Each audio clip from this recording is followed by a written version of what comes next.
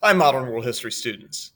So we're continuing on in unit number 7, and we're in section number 5, Lenin and the Bolsheviks' responses to threats. And you know that after the Bolsheviks took over Russia in October of 1917, that didn't mean that just because they had overthrown the government that they were now secure. There were a whole variety of threats that faced the Bolsheviks once they took over the Russian government. The first of which was still the German invasion. The war was still going on. Remember that Russia's provisional government had decided to keep Russia in the war. That was part of the reason why the Bolsheviks were able to stage a second revolution. But then, once Lenin took over, he was able to eliminate that threat by negotiating the Treaty of Brest-Litovsk with the Germans. The other external threat facing Soviet Russia was the fact that some of the former allies of Russia had now invaded Russia and had occupied their ports. But for the most part, that was beginning to fade away once the allies claimed what was theirs. They ended their invasions, they ended their occupations. And so Lenin then had to focus on the internal threats that were facing Russia. The threat that was posed by those who were unhappy about the Second Revolution.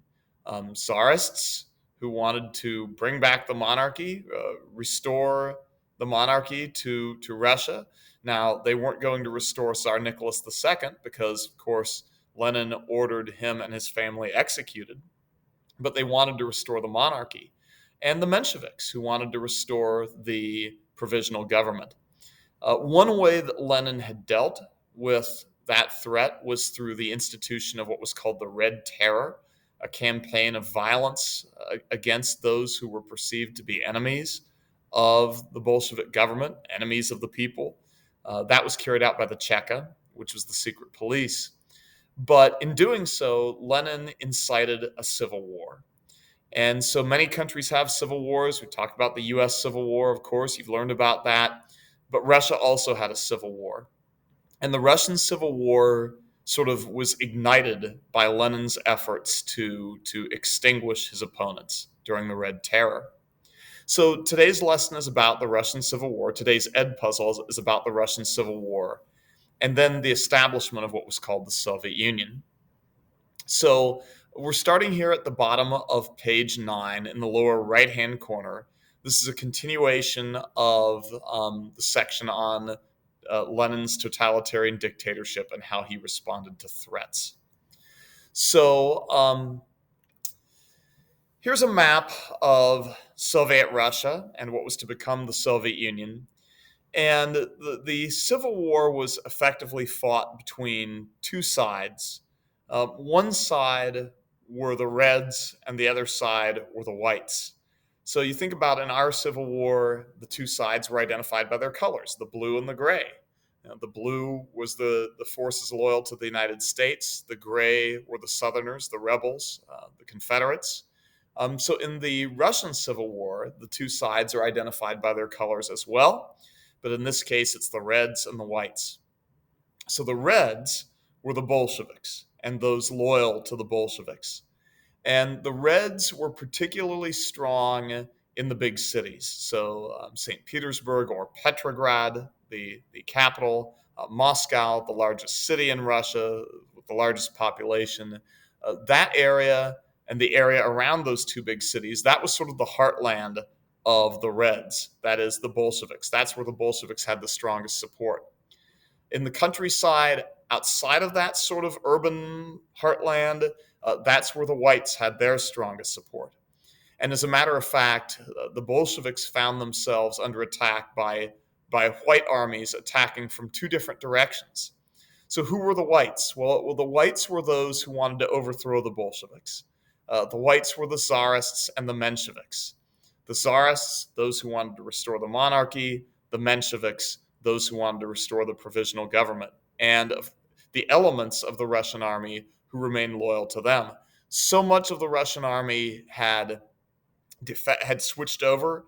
They had become supporters of the Bolsheviks, but not all of them had done so. As a matter of fact, there still remains strong support for particularly the provisional government in the army. And so really the Russian army split. You had those who supported the Bolsheviks joining the Reds to fight this war, and those who supported the provisional government, or perhaps some who even supported bringing back the monarchy, joining the Whites. So the Red Army found themselves fighting a two-front war because they were being attacked from the east and from the south by white armies. So it's the Reds versus the Whites. And the Russian Civil War essentially took on a lot of the same qualities as World War One. It was very much a trench warfare type war.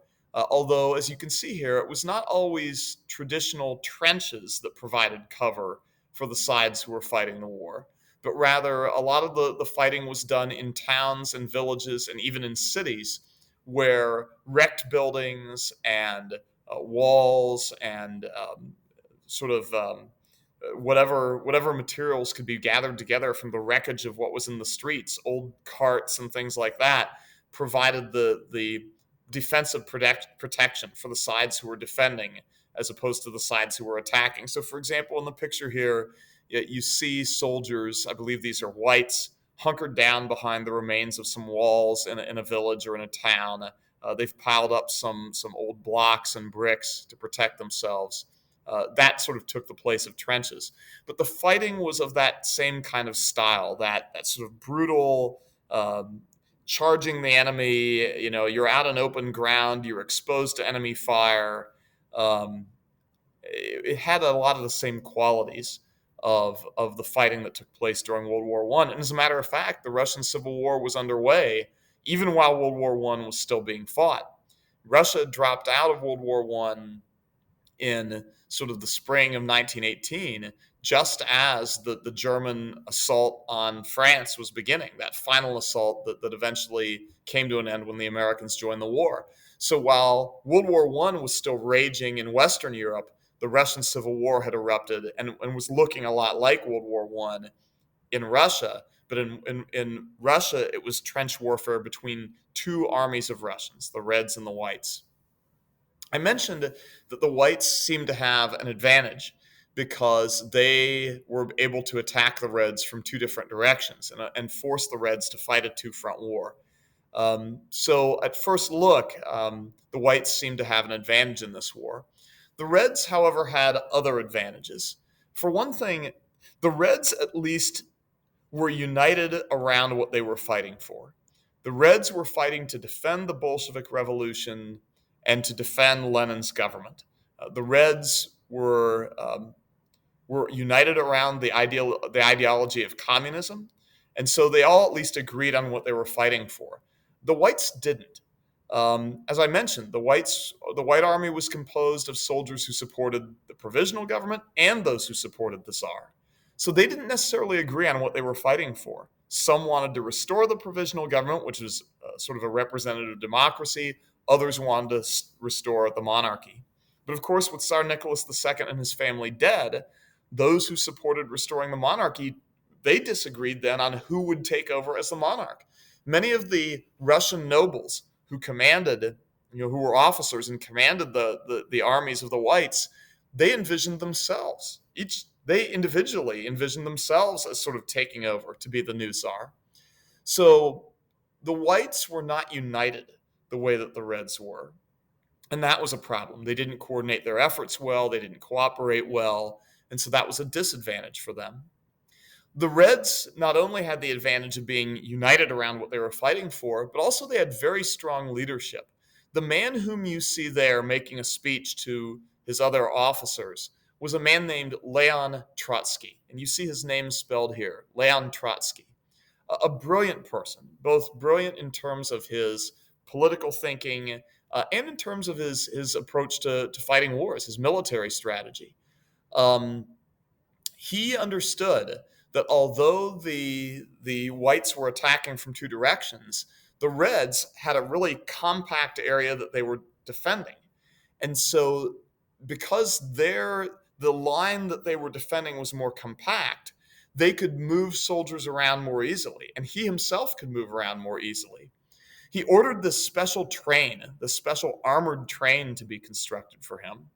And this train allowed him to travel back and forth between the Eastern Front and the southern front of the Russian Civil War.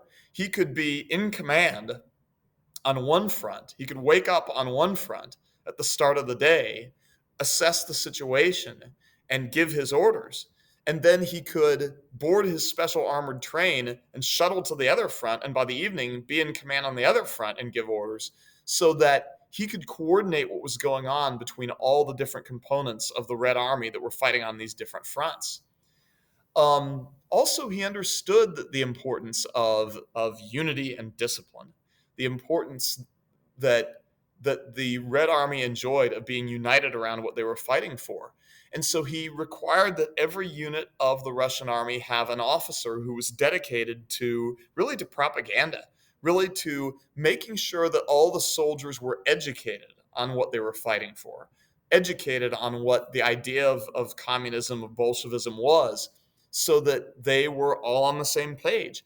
So he took the things that were Red advantages and he amplified them, and was very successful. And as a matter of fact, over a period of 3 years, the Reds defeated the Whites in the Russian Civil War.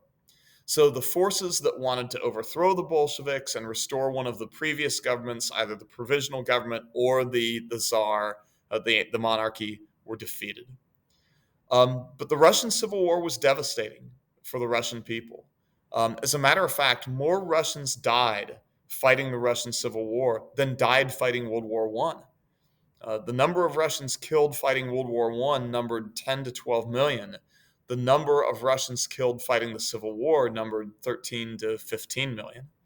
So these were devastating years. 1914 through 1921 were devastating years for the Russian people. And of course, again, a lot of those who died during the Russian Civil War did not die as a result of combat, but rather they died as a result of starvation, because of course the lack of agricultural production, which caused people to starve while Russia was fighting World War I, that continued during the Civil War because so many of the agricultural laborers were now fighting in the two armies.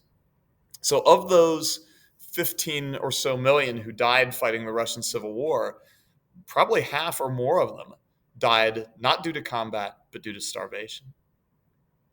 Now, I'd like you to turn over to page 10, and I want to point out something else to you up at the top, something else that happened during the Russian Civil War. And going back to that same map, Russia was an empire, right? So prior to the outbreak of World War I, Russia was an empire. And you know how you build an empire. You go out and you conquer other nations and you take their land and you incorporate them into your land. You force them to be part of your empire. And that's what the Russians had done. Russia was an empire, and many nations had been conquered by the Russians over several hundred years and incorporated into the Russian Empire. Well, during the Russian Civil War, when the Russians began to fight each other, right? When the Reds began to fight the Whites, many of those nations who had at one time or another been conquered by the Russians and forced to become part of the Russian Empire, they said, whoa, there's an opportunity for us here, right? While the Russians are sort of preoccupied fighting each other in the Civil War, we now have the opportunity to declare our independence and become free people again, and free, independent, self-governing states. There's nationalism going on here. So during the Russian Civil War, very early after its outbreak in 1918, 10 different nations of people declared their independence from the Russian Empire. Those included the Finns, the Estonians, the Latvians, the Lithuanians, the Poles, the Byelorussians, the Ukrainians, the Georgians, the Armenians, and the Azerbaijanis. So there are 10 nations there who declared their independence from Russia, Russia's empire, during the war. I'm not expecting you to memorize all those, by the way. I'm not going to ask you a question on a test. What were the 10 nations who declared their independence from Russia during the Civil War? But I wanted to show you what a widespread phenomenon this is. And so all of these nations, taking advantage of the fact that the Russians were preoccupied fighting each other, in 1918 declared their independence from the Russian Empire and became independent self-governing states. Well, the Bolsheviks did not wish to lose those territories or the valuable resources that went with them. And so V.I. Lenin appointed a man named Joseph Stalin and basically gave him the job of attempting to regain control of those territories for Bolshevik Russia.